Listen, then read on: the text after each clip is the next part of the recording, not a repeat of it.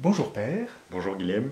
Pouvez-vous nous dire en quelques mots qui vous êtes? Le Père Jean-Philippe Benoît, je suis vicaire à Notre-Dame, juste le week-end, et puis le reste du temps je suis au séminaire à Ars, où j'enseigne l'Écriture sainte, notamment les prophètes et les évangiles synoptiques au premier cycle. Voilà. Et donc assez logiquement, vous avez accepté de nous parler pour ce cycle de formation Qu'est-ce que l'Église? Vous avez accepté de nous parler de la tradition et des Écritures. Exactement, oui. Alors, on le sait, le christianisme, c'est l'une des trois grandes religions monothéistes. Est-ce qu'il n'est pas, selon l'appellation qu'on trouve dans le Coran, une des religions du livre? Et en fait, pourquoi parler de tradition? Puisqu'en toute logique, la source du christianisme, c'est la Bible, considérée comme la parole de Dieu, et donc l'Écriture devrait être par conséquent la seule autorité valable dans l'Église. Oui, depuis Luther, en fait, on a cet adage qui est ressorti, sola scriptura, et c'est vraiment un adage qui est répété dans le christianisme, et on a souvent, à partir de cet adage, opposé tradition et écriture. Il y a derrière cette idée, en fait, la conception d'une parole de Dieu qui est limitée dans le temps. C'est-à-dire que Dieu parle à un instant donné, et ensuite il se tait, laissant l'homme avec ce donné de la foi qu'il a révélé, point, et l'homme se débrouille avec ça. Dans cette conception, en fait, l'écriture est le produit de cette révélation au moment où Dieu parle, et ensuite, il n'y a plus besoin de revenir dessus. Il y a cette écriture, point, terminé, basta, on n'en parle plus. Et donc, en fait, l'écriture égale la révélation dans cette manière de penser. Bien sûr, je résume là, ici, de manière un peu grossière, une position théologique qui oppose, en fait, tradition et écriture. Dans les faits, c'est un peu plus compliqué que cela, cette opinion. Mais, en fait, pour nous, ça n'est pas possible de opposer tradition et écriture. Les deux vont absolument ensemble. Et je reviens sur ce que vous disiez dans la question. Est-ce que le christianisme n'est-il pas une religion du livre? Eh bien non, justement. Dans notre foi, nous croyons que le christianisme n'est pas une religion du livre, le christianisme est une religion de la révélation. Nous croyons en un Dieu qui se révèle. Le livre arrive dans un deuxième temps. Oui, le christianisme est une religion issue de la révélation.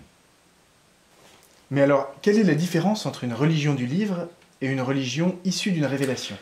La différence est énorme. La révélation est beaucoup plus grande que l'écriture. La révélation, il faut bien comprendre que ce n'est pas un ensemble de doctrines, d'enseignements, de lois ou simplement une vision du monde qui est donnée. Ce n'est pas un contenu intellectuel, la révélation. La révélation, c'est la rencontre entre Dieu et l'homme, entre Dieu et l'humanité. En fait, quand on regarde toutes les religions, dans tout sentiment religieux humain, on retrouve toujours ce même mouvement de l'homme qui va vers Dieu. C'est ce qu'on appelle le mouvement anabatique, c'est-à-dire le mouvement de monter vers Dieu. Et en toute logique, en fait, ça ne peut pas aboutir, parce qu'il y a un tel écart entre Dieu et l'homme que ce n'est pas possible que l'homme arrive jusqu'à Dieu. Dans la révélation judéo-chrétienne, on est dans le mouvement inverse. Certes, il y a ce mouvement de l'homme, de l'âme vers son Dieu, mais Dieu prend acte de cette impossibilité de l'homme à aller vers Dieu, et du coup, il descend dans la révélation rencontrer l'homme. C'est ce qu'on appelle le mouvement katabatique, le mouvement qui descend. Et en fait, pour la raison humaine, c'est une révolution. Avant, du coup, pour bien comprendre, avant d'être un ensemble de doctrines ou un contenu intellectuel, la révélation, c'est une expérience, une rencontre. Et ça change complètement le point de vue d'une religion. Cette expérience, du coup, elle débute dès les débuts de l'humanité. En fait, c'est ce qui nous est raconté dans la Genèse, où Dieu vient se promener dans le jardin à la rencontre d'Adam. Et ensuite, avec tous les patriarches, Abraham, Jacob, etc. En fait, c'est toujours Dieu qui descend voir l'homme et rencontrer l'homme. Dans cette compréhension des choses, dans cette vision de la religion, en fait, le livre, que cela soit la Torah pour les Juifs ou l'ensemble de notre Bible chrétienne, ce n'est pas un contenu qui descend du ciel tel quel. Vous voyez, c'est pas vous avez reçu un message avec tout le message qui se déroule devant vous et l'homme qui prend en dictée le message. Non, c'est pas du tout cela. En fait, le livre c'est le récit de cette rencontre entre l'homme et son Dieu. Un récit qui se fait à travers différentes époques de l'histoire et qui en fait qui a du coup est marqué aussi par toute une anthropologie, tout un vocabulaire, toute une manière de s'exprimer qui est liée en fait à cette révélation de Dieu, cette rencontre de Dieu avec l'humanité à des points précis dans l'histoire des hommes. Le temps et la manière de s'exprimer de Moïse n'est pas la même manière de s'exprimer que celle d'Isaïe, de Zacharie, et ensuite des apôtres de l'Apocalypse et tout ça. Voilà. Alors pour vous, l'écriture ne serait qu'un récit humain d'une expérience spirituelle au final? Bien sûr que non. Non, ne me faites pas dire ce que je n'ai pas dit. Mais ces hommes qui ont rencontré Dieu, ils ont ensuite cherché à raconter ce qu'ils ont vécu. Et Dieu leur a demandé lui-même. Dieu demande à Moïse de descendre de la montagne avec les tables de la loi. Il ne doit pas garder cela pour eux. Si Dieu se révèle à certains hommes, c'est pour l'humanité tout entière. Donc ces hommes sont chargés de transmettre ce qu'ils ont reçu. Et ils le font, tout d'abord en le faisant par oral, puis ensuite la génération qui suit par écrit, et tout ce mouvement en fait de transmission de cette expérience qu'ils ont vécue, eh bien, ce mouvement de transmission donne au final l'écriture, la Bible. La Bible est issue en fait de cette transmission d'une expérience de génération en génération. Et c'est là où on voit apparaître en fait la notion de tradition.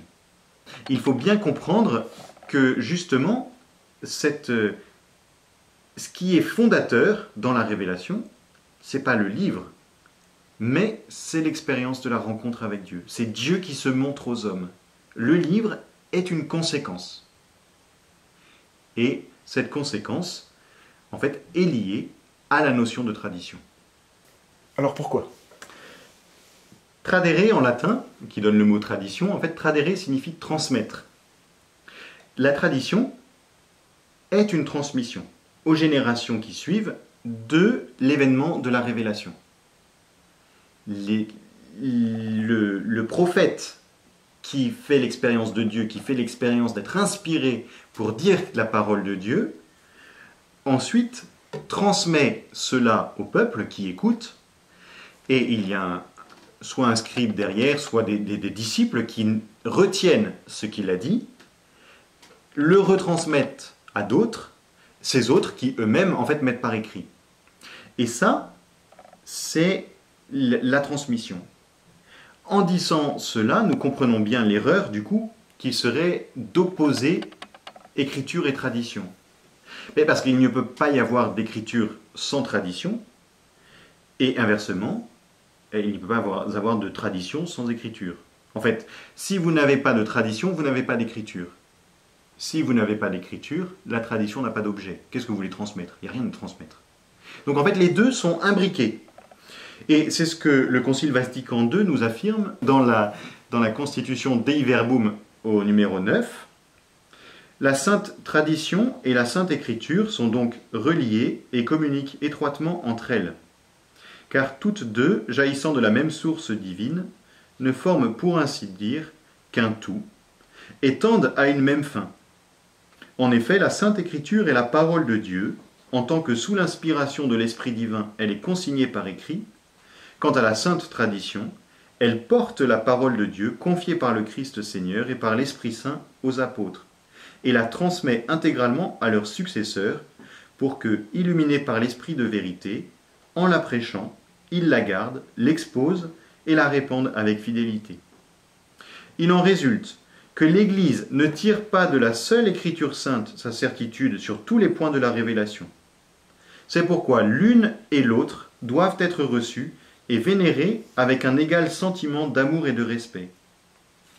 Si nous pouvons, nous, avoir accès à la révélation, nous qui venons 2000 ans après le Christ, 5000 ans après Abraham, eh bien c'est justement parce qu'il y a une tradition. Alors je comprends bien la nécessité d'une tradition entre le prophète ou le Christ et celui qui met par écrit ce que cela nous révèle de Dieu. Mais pourquoi y aurait-il encore besoin d'une tradition?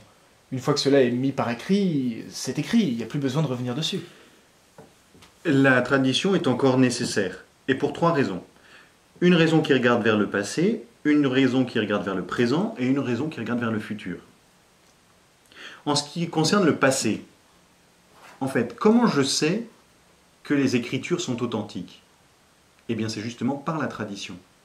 Si je n'ai pas la tradition, eh bien, comment je sais faire la différence entre un évangile, l'évangile de Matthieu, et, je ne sais pas moi, l'évangile de Judas ou l'évangile de Thomas qu'on a retrouvé, qui sont des évangiles gnostiques? Comment je peux savoir que l'un est inspiré par Dieu, l'un est parole de Dieu, et l'autre ne l'est pas? Vous voyez? C'est la tradition qui authentifie, qui sert de garantie pour l'écriture. De la même manière, sans la tradition, je serais tenté de faire mon marché à l'intérieur des Écritures et de me construire un petit Dieu, à travers les phrases que je pioche un peu partout, de me construire un petit Dieu qui soit à ma mesure. Vous voyez, la tradition est quelque chose que je reçois du passé et qui me permet d'avoir accès à Dieu. Ensuite, une raison qui concerne le présent. Une fois que j'ai reçu les Écritures, donc que je les ai reçues comme parole de Dieu, voilà, authentifiées par la tradition, eh bien, il y a la question de les interpréter. On voit, il suffit de lire, par exemple, les trois évangiles synoptiques et on se rend compte que il y a des choses qui sont différentes, il y a des récits qui ne s'enchaînent pas de la même manière, que c'est complexe, toutes ces choses-là. Et on se rend compte aussi qu'il pourrait y avoir beaucoup de manières d'interpréter ces textes. Ça peut vraiment varier du tout au tout. C'est la tradition qui me donne les clés pour comprendre ces textes, pour comprendre la Bible. De manière juste et sans extrapoler. Sans chercher justement à faire un petit Dieu qui soit à ma mesure. C'est la tradition qui valide ma compréhension du texte. Sans la tradition, je risque de tomber dans 2 écueils. Ou bien je tombe dans l'écueil fondamentaliste, c'est-à-dire ce qui est écrit, et donc du coup, voilà, j'applique parfaitement. Mais là, on va être très vite coincé parce qu'on va voir qu'il y a des textes qui se contredisent. Ou bien, je fais une lecture qui s'adapte en fait aux différentes modes de notre société. Et qui du coup, ça voudrait dire une lecture qui change à peu près tous les 20 ans. Une compréhension de l'écriture qui change tous les 20 ans. En fait, au fond, que ce soit la lecture fondamentaliste ou la lecture qui s'adapte à la mode, c'est le même mensonge. C'est ce mensonge qui cherche à comprendre la révélation de Dieu selon ce que je veux que Dieu soit, au fond. Et je passe à côté de ce que Dieu est réellement. Enfin, la dernière raison qui concerne l'avenir, c'est que la tradition nous fait comprendre aussi notre responsabilité vis-à-vis des générations futures. Saint Paul disait dans la première épître aux Corinthiens, chapitre 15, verset 3, « Je vous ai transmis ce que j'ai moi-même reçu. » En fait, lui-même a reçu quelque chose du Christ et qu'il est allé faire vérifier auprès de Pierre, Jacques et Jean à Jérusalem. Et une fois qu'il a fait vérifier cette vision, cette révélation qu'il a eue lui-même du Christ, pour voir si elle était d'aplomb avec ce que les autres apôtres connaissaient véritablement du Christ, eh bien, il a transmis cela à l'église de Corinthe, aux Galates et à tous ceux auxquels il est allé porter l'évangile. Et c'est cela qui sert de base, en fait, pour les Corinthiens, ou pour les Galates, pour reconnaître Saint Paul comme un véritable apôtre. C'est que justement, il a transmis ce qu'il a lui-même reçu. Nous-mêmes, nous avons à transmettre la foi que nous avons reçue de nos parents, que nous avons reçue de toute cette longue suite de témoins, depuis Abraham jusqu'à nos jours, en fait cette longue suite de témoins qui a transmis cette foi dans un Dieu qui s'est révélé à eux directement. En guise de conclusion, sur ce thème tradition et écriture, je viens juste rappeler en bref ce qu'il faut bien comprendre, c'est qu'on ne peut pas avoir l'un sans l'autre. Tradition et écriture sont les deux côtés d'une même chose qu'est la révélation. Elles s'imbriquent l'une dans l'autre et on ne peut pas les séparer. En guise de conclusion, je voudrais aussi vous faire un petit rappel historique. Cette question de la tradition et des écritures, ce n'est pas une question qui est propre au christianisme. On le voyait déjà dans le judaïsme. Dernièrement, je relisais Flavius Joseph, son ouvrage sur la guerre des Juifs. Donc Flavius Joseph, pour le situer, c'est un juif qui arrive en gros 30 ans après le Christ, voilà, dans les années 70 après Jésus-Christ, et qui est confronté à la révolte juive et à la destruction du temple, et voilà, la fin en fait du peuple juif en Terre Sainte. Flavius Joseph, du coup, est un très bon témoin de la société juive de l'époque du Christ. Et il nous montre qu'il y a, parmi divers groupes religieux, à l'intérieur de la société juive, deux groupes importants qui sont les Sadducéens et les Pharisiens. Alors, les noms nous sont familiers parce qu'on les entend dans la Bible. Les Sadducéens, en gros, c'est le parti des prêtres dans le temple, et les Pharisiens, qui est plutôt le parti des Juifs de la diaspora, qui essayent en fait de vivre ce judaïsme au milieu des païens. Ce qui est très intéressant quand on lit Flavius Joseph, c'est qu'il nous montre qu'un des points sur lesquels Sadducéens et Pharisiens s'opposent, c'est justement cette notion de la tradition. Les Sadducéens ne veulent pas de la tradition. Ils sont dans l'idée, alors c'est un anachronisme de dire cela, mais ils sont un peu dans une idée de sola scriptura. La seule chose qui compte, c'est le Pentateuque, les 5 livres de la Torah, et c'est tout. Point. C'est cela qui règle la foi, c'est ça la règle de la foi, c'est la seule chose qui compte. Tout le reste, c'est tout ce qui se vient ensuite, c'est du surplus, c'est de l'interprétation humaine, si vous voulez. Et donc, du coup, qui est contingente et qu'il ne faut pas tenir pour vrai. Les pharisiens, au contraire, ont cette notion de tradition et donc, en fait, tiennent pour également parole de Dieu les prophètes, les écrits de sagesse, et notamment dans les écrits de sagesse, les livres des Maccabées, le livre de la sagesse de Salomon, le livre des Proverbes, etc. Ce qui fait que les pharisiens, par exemple, sont perméables à la notion de résurrection, sont perméables à la notion d'un Messie qui ne serait pas forcément un Messie politique, ou un Messie qui ne serait pas forcément un prêtre. Et du coup, ce qui est très étonnant, c'est qu'on retrouve énormément de pharisiens dans les premiers chrétiens de Jérusalem, et quasiment aucun sadducéen. Presque pas, il me semble pas. Vous voyez, le concept de tradition a permis aux pharisiens, ou tout du moins à une partie du pharisianisme, d'accueillir le Christ et de pouvoir entrer dans la révélation du Christ.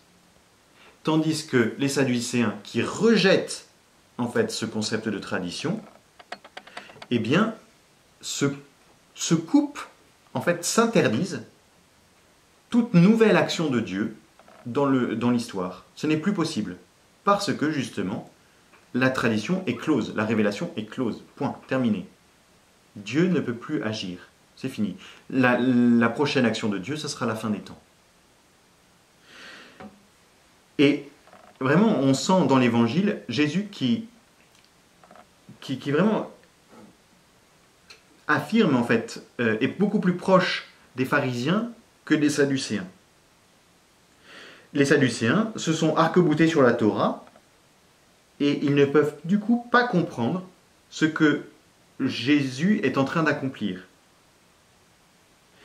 En revanche, les pharisiens, eux, arrivent à voir en fait la manière dont cette révélation de Dieu dans la Torah s'est déployée dans l'histoire, à travers les prophètes, à travers les écrits de sagesse, et du coup peuvent comprendre le Christ comme déploiement ultime de cette révélation.